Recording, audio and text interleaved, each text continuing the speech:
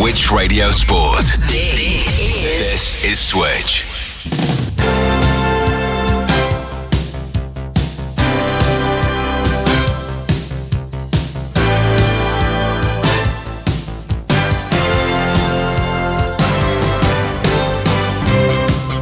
Worcester City win that game and they will be in Division 1 Midlands next season. Chance in ball control. Job's got chance in the penalty. He gets shot in and goes to the back of the net. And Cheyenne Jarvis gets the second goal for Leaford Athletic this afternoon. Found space in the 6-yard box. Back to the edge of the penalty area with the pass, crossing towards the back post, headed goalwards and in! That's a great shot from De Castro!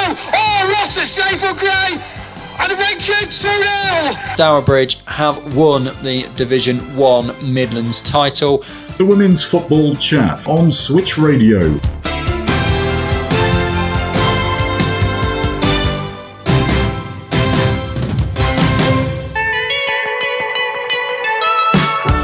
Good evening, welcome along to this week's Women's Football Chat. My name is Chris Gadsby. I'm here every week bringing you the very latest from the third and fourth tiers of women's football here in England. That's the FA Women's National League. And, well, it was a bit of a quiet week over the last 7 days. Another one of these filler weeks for teams that needed to get games in to catch up. So not a huge amount of results to go through, but we have a full programme coming up this weekend for your enjoyment and to see if anyone can claim a title of the penultimate game of the season. There are a few that might be able to settle things before that nerve-biting final day. But we're going to start with the news, as we always do here on the Women's Football Chat. And we're going to start in Division 1 North, where Doncaster Rovers Bells have confirmed that Kieran Toner has left his role as manager of the club by mutual consent. First team matters will be overseen by Amanda Greenslade along with Debbie Barry and Lynn Goodman until the end of the season. All at the club thank Karen for his tremendous time and effort he has put into the role and wish him the very best for the future. Doncaster Rovers Bells currently in 11th in Division 1 North and at real risk of getting relegated down to Tier 5. And Tier 5 is where we're going to go next, because we have had our next promotion from Tier 5 into the FAWNL for the 25-26 season. Ascot United have won the Southern Region Women's Premier League. They've got 2 games to go and they've already sealed it. They did so with a 7-0 victory over Chelsea at the weekend. They are 7 points clear of Wickham, but Wickham only have a game to go, and they are 12 points clear of AFC Portchester, who have 3 games to go. So Ascot United, with 2 games remaining, have secured their promotion into, they will go into Division 1 South West for next season. So we now have 2 of our promoted teams sorted, with Wythenshawe and Ascot United into the FAWNL for next season. So yeah, it's starting to take a little bit of shape.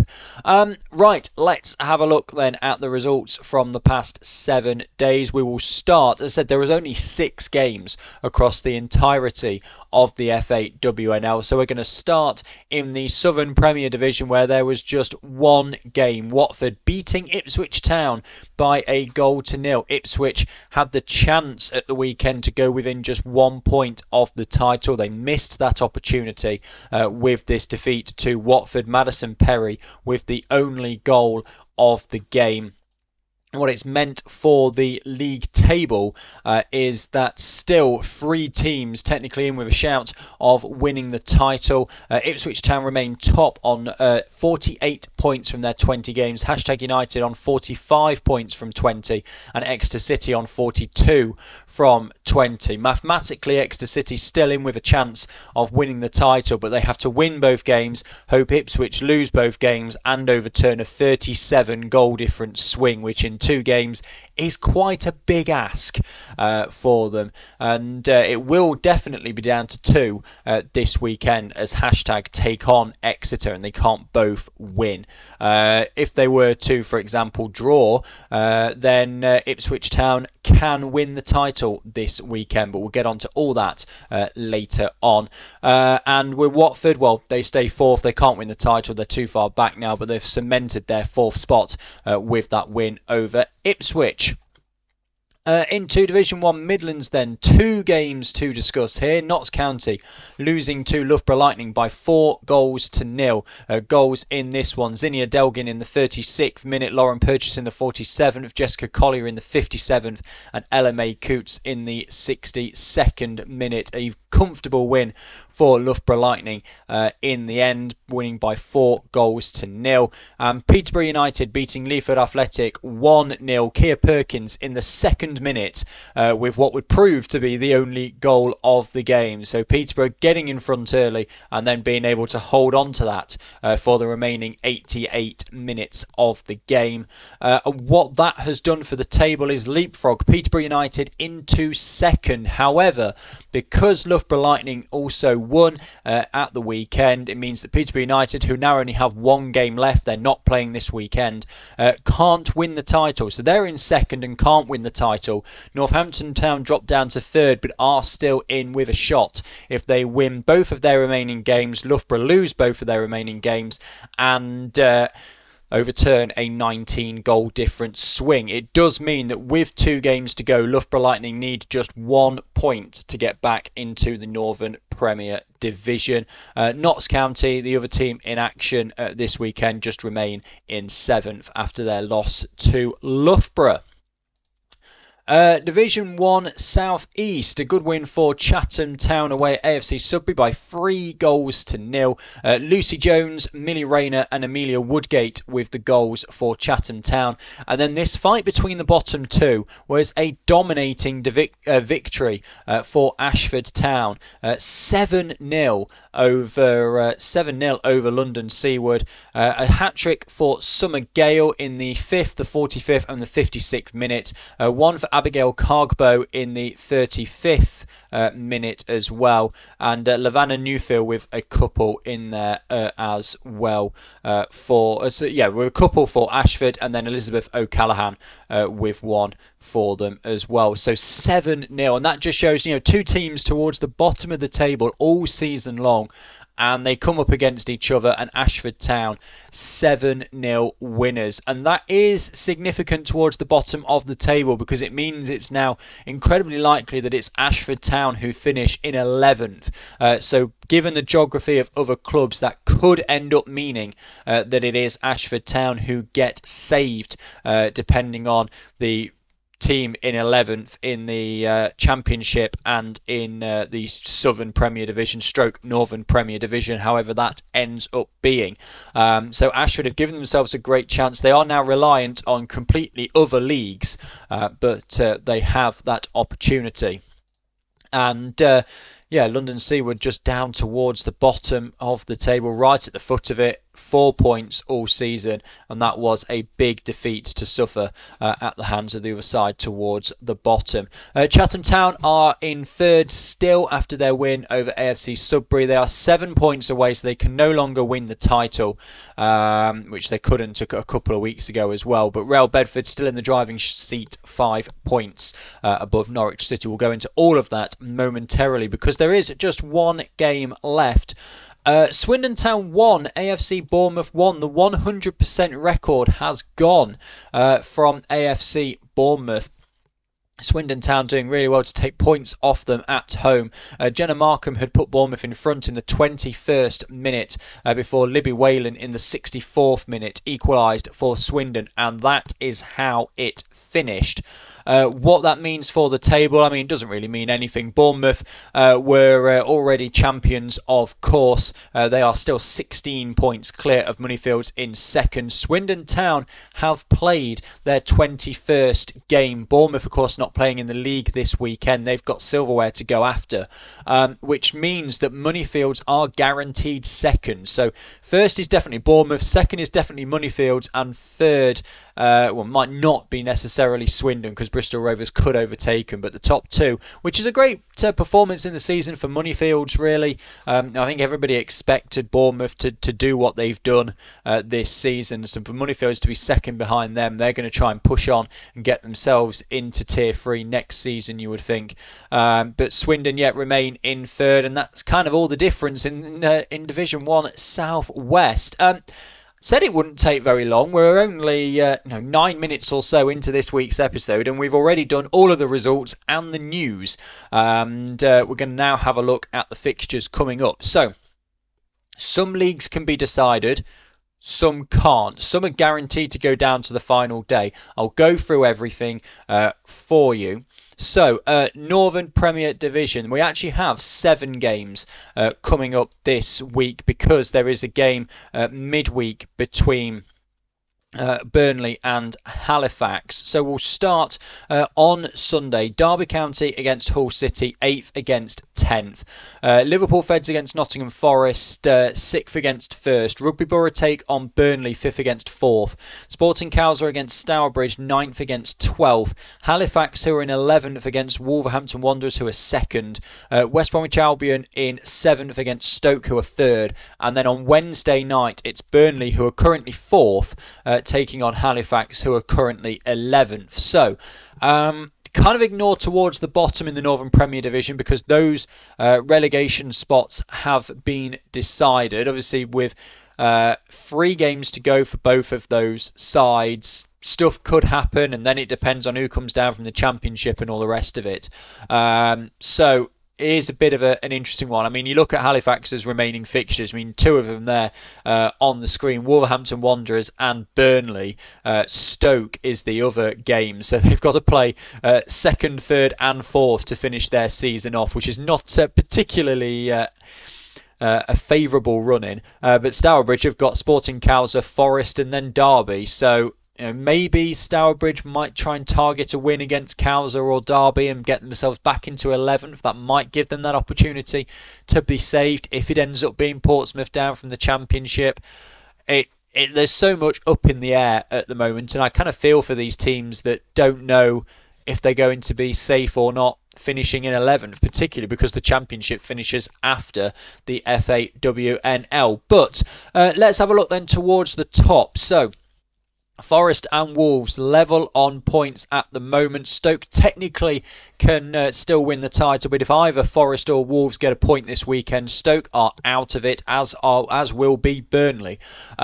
With Wolves playing Halifax, you would imagine that Wolves at least will get a point. Forest away at Liverpool Feds could be a potentially difficult one, but you'd think that Forest, unbeaten all season, would still end up with at least a point from that game, which will then take Stoke and Burnley out of contention this weekend and leave it down to Forest and Wolves to contest on what is very likely to be the final day. Forest can win it before the final day. They have their game in hand against Stourbridge coming up next weekend. But that can only happen if Wolves drop points away to Halifax this Sunday.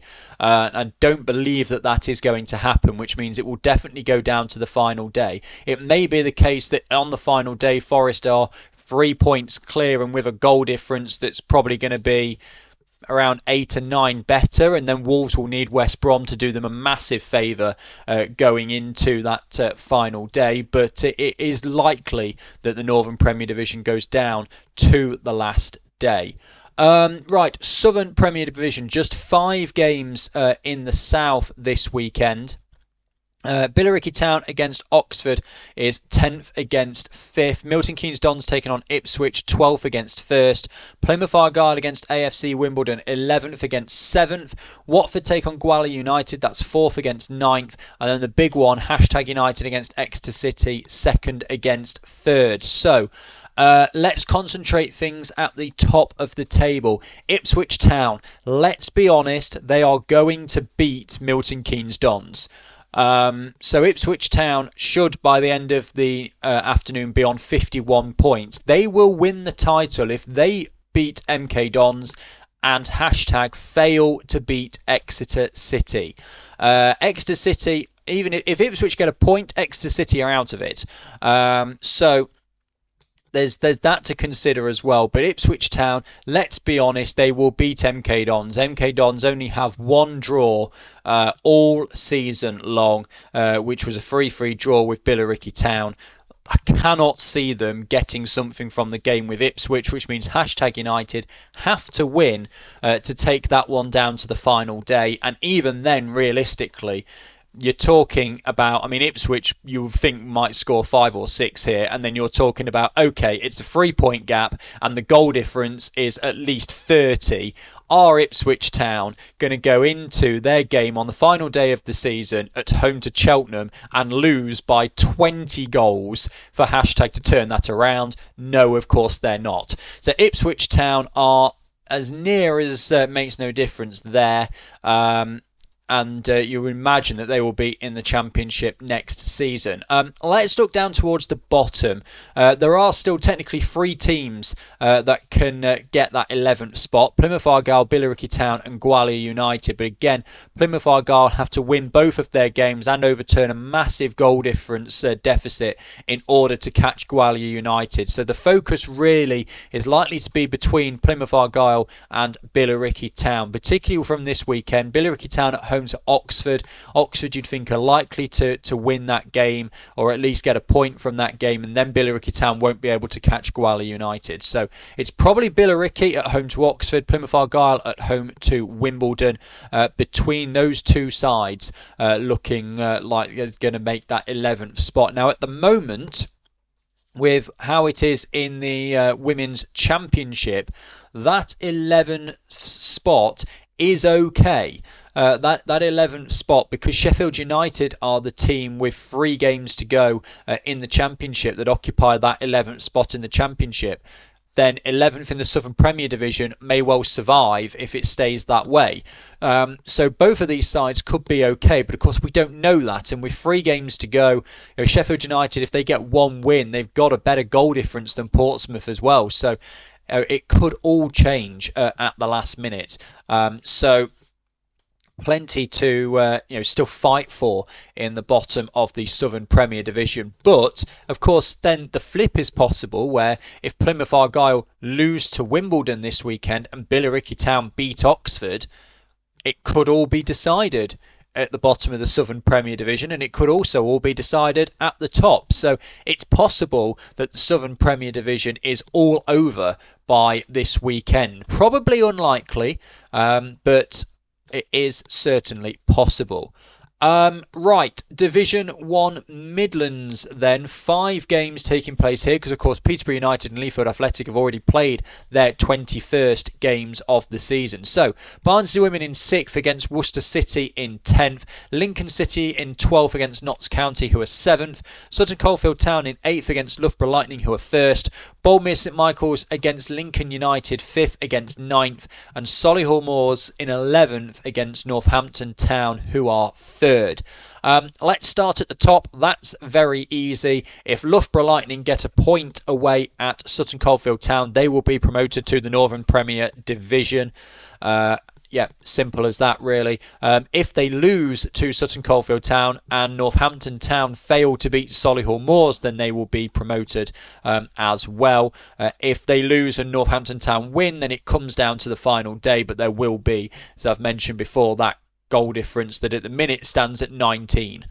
So it will be a big turnaround for Northampton Town to be able to do that. But Loughborough Lightning away at Sutton Coldfield Town, knowing that they need just a point to get promoted back to the Northern Premier Division.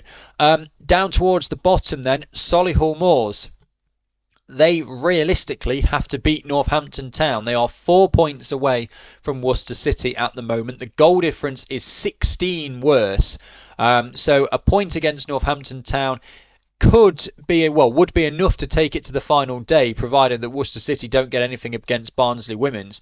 But there would be then that massive goal difference that they need to overturn on the final day. And as I've mentioned in previous week's shows, remember that Worcester City on the final day of the season are hosting Lincoln City. They beat them earlier on in the season. Lincoln City just have one draw to their name all season, which was against Solihull Moors. So you would imagine that Worcester City will win that game on the final day of the season, which makes this kind of immaterial. But Division 1 Midlands, another one there where Loughborough Lightning, if they get a point against Sutton Coldfield Town, which you would imagine they probably will at least, then the title will be decided. And if Solihull Moors don't beat Northampton Town, if they lose to Northampton Town, then the bottom will be decided as well. So Division 1 Midlands, probably quite a kind of odds-on candidate for completely finishing this weekend. The Division 1 North then, AFC Fylde against Durham Sestra is 12th against 6th. Huddersfield Town against Cheadle Town Stingers 4th against 1st. Leeds United against Chorley 5th against 3rd. Middlesbrough take on Doncaster Rovers Bells, that's 2nd against 11th. Norton Stotton Ancients against Barnsley is 9th against 7th. And Stockport County against York City 8th against 10th. So let's look at the bottom first. That's a little bit easier. Fylde must win against Durham Sestra to have the chance to take it down to the final day. Doncaster Rovers Bells must avoid losing. That's provided that York City don't get anything from their game. But Doncaster Rovers Bells have to take something away from Middlesbrough, which is going to be a tough ask, given that Middlesbrough are really fighting for that league title with Cheadle Town Stingers. But yeah, Fylde have to win. Doncaster Rovers have to avoid losing, and that is reliant then still on York City not getting anything from their game against Stockport County. Only 4 points the difference between those two sides, so they, it's not beyond the realms of possibility that York City get something from that game and make it almost impossible for Doncaster Rovers Bells. But and that's where we're at in the bottom of Division 1 North. So again, it could be decided this weekend. You think it's probably likely that Doncaster Rovers Bells lose to Middlesbrough, given where they are in the leagues, and AFC Fylde having to beat Durham Sestra. Durham Sestra currently in 6th.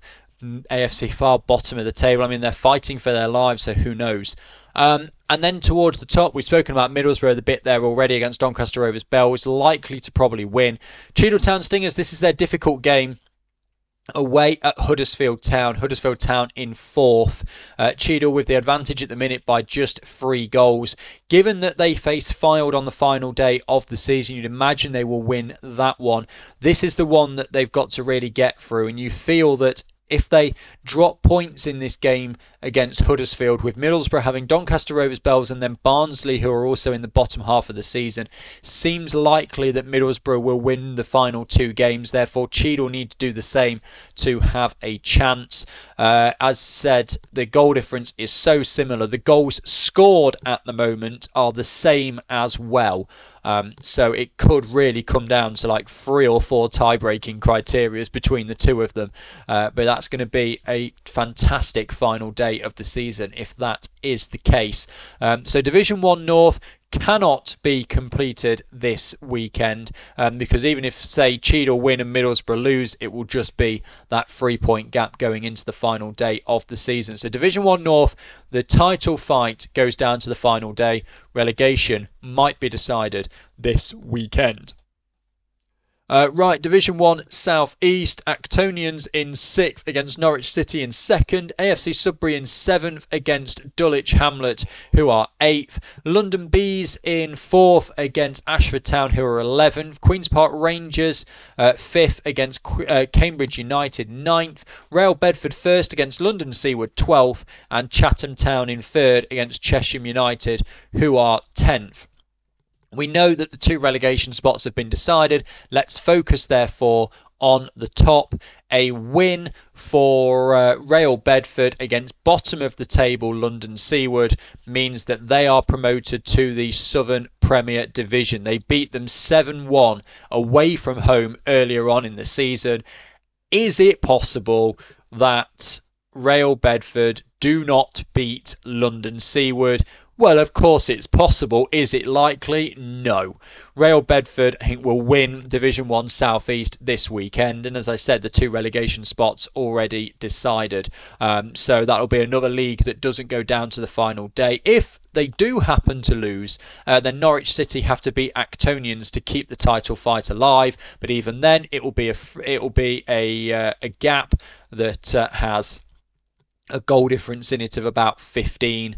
If Real Bedford and then take on Dulwich Hamlet on the last day of the season, it's very, very unlikely that they don't go up from here.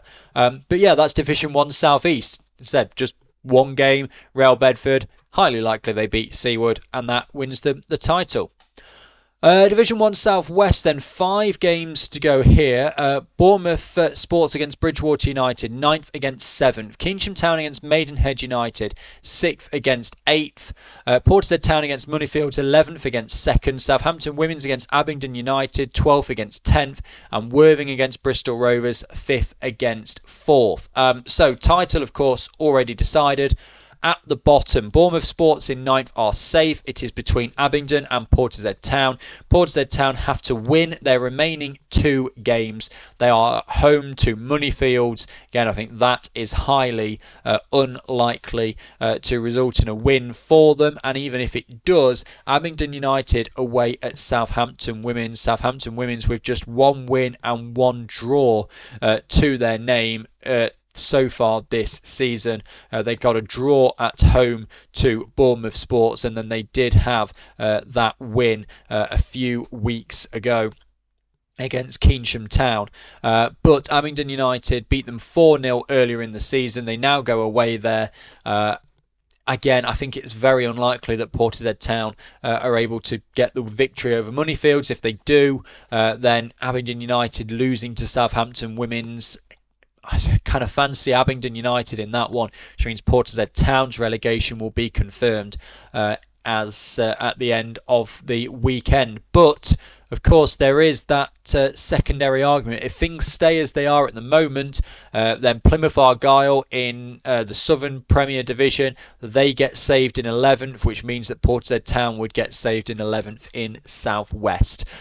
So yeah, it's this awkward situation where we might get to the end of the season and just not know who is being saved and who is going down, which is not a particularly nice situation to be in, but that's where we find ourselves. Right, 1 game left to talk about. It is the FAWNL Plate final. Bournemouth against Cheltenham being played at Oxford City on Sunday. Of course, these 2 sides brilliantly beat academy sides in the semi-finals to set up this final. Bournemouth had a 100% record until last weekend. Cheltenham Town going okay in the Southern Premier Division. They're currently 8th and they are safe as well. Good test this for Bournemouth against a side that they will be playing next season to kind of see where they're at. But it will be a very interesting plate final. Bournemouth against Cheltenham on this weekend. Played, as I said, at Oxford City. And yeah, that's it for this week's episode of the Women's Football Chat. Said it wouldn't take very long. We've only 6 games to go through. So next week, a lot to go through with all of those results and what they mean for the league tables and what comes down to the final day. Interestingly, next Sunday, so the 20th, there is just 1 game in the entire FAWNL. So that section of next week's show is going to be very, very short. And so there'll be plenty for us to look back on from this weekend, and then we can look ahead to the final day for those that require it. But that will do it for this week's episode of the Women's Football Chat. Thank you very much for watching. I'll be back next week with all of the very latest from the FAWNL, including how those results matter for the league tables. And will anybody else from Tier 5 be joining us next season? Thank you for watching and goodbye.